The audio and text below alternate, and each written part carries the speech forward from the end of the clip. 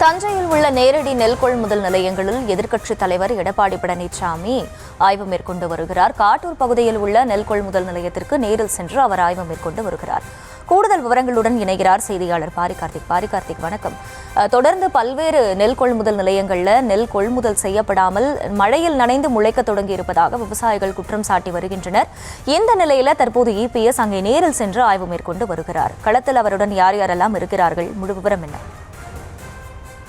வணக்கம். குறுவை சாகுபடி இந்த வருடம் எதிர்பார்த்ததை விட அதிகமாக மகசூல் வந்தது. இந்நிலையில் மகசூல் இருந்தாலும் கூட அதை நெல் கொள்முதல் நிலையத்திற்கு கொண்டு செல்லும் பொழுது அங்கு இவ்வளவு பெரிய சிரமத்தை தற்போது விவசாயிகள் சந்தித்திருக்கிறார்கள். தஞ்சையில் மட்டும் தஞ்சை மாவட்டத்தை சுற்றி 299 நேரடி நெல் கொள்முதல் நிலையங்கள் இருக்கின்றன. அது மட்டும் இல்லாமல் குறுவை சாகுபடிக்காக கிட்டத்தட்ட 8000 ஹெக்டேர் ஏக்கரில் பயிர் செய்யப்பட்டிருந்தது. இந்நிலையில் அறுவடைக்கு 1 மற்றும் 2 நாட்கள் உள்ள நிலையில் தற்போது வடகிழக்கு பருவமழை தீவிரமடைந்ததன் காரணமாக அனைத்து இடங்களுமே பல இடங்களில் நெல்லை வயலிலிருந்து எடுக்க முடியாத சூழலும், அதே போல நெல்முதல் கொள்முதல் நிலையத்துக்கு வந்த நெல்லும் தற்போது அவைகளும் அதிகாரிகளால் எடுக்கப்படாமல் அங்கேயே முளைக்க துவங்குகிறது. இதனைக்குரிய விஷயமாக இருக்கிறது என்று தற்போது எதிர்க்கட்சித் தலைவர் எடப்பாடி பழனிசாமி அவர்கள் கூறினார். அது மட்டும் அல்லாமல் அங்கு இருக்கக்கூடிய நேரடி நெல் கொள்முதல் நிலையங்களை பார்வையிட்டு அங்கு விவசாயிகள் மற்றும் அதிகாரிகளும் பல்வேறு விஷயங்கள் கொடுத்தும் கேட்டறிந்தார்.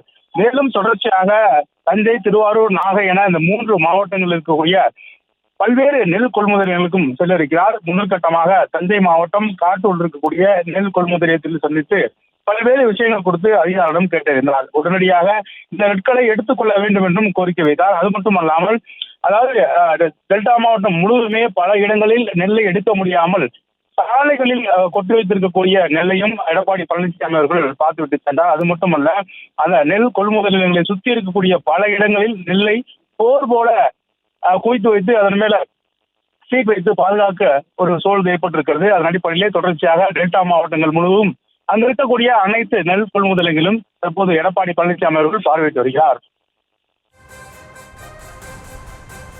விவரங்களுக்கு நன்றி பாரிகார்த்திக். எவ்வளவு மூட்டை? 500 மூட்டை. ஒருத்தர் மூட்டை 500 மூட்டை.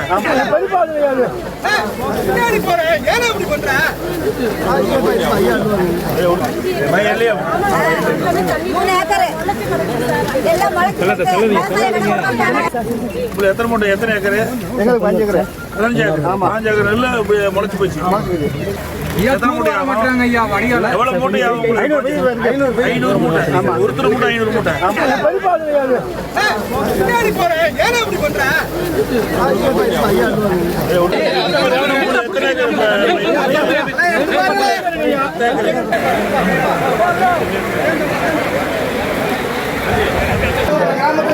மாவட்டத்தில் விவசாயி அதிகம்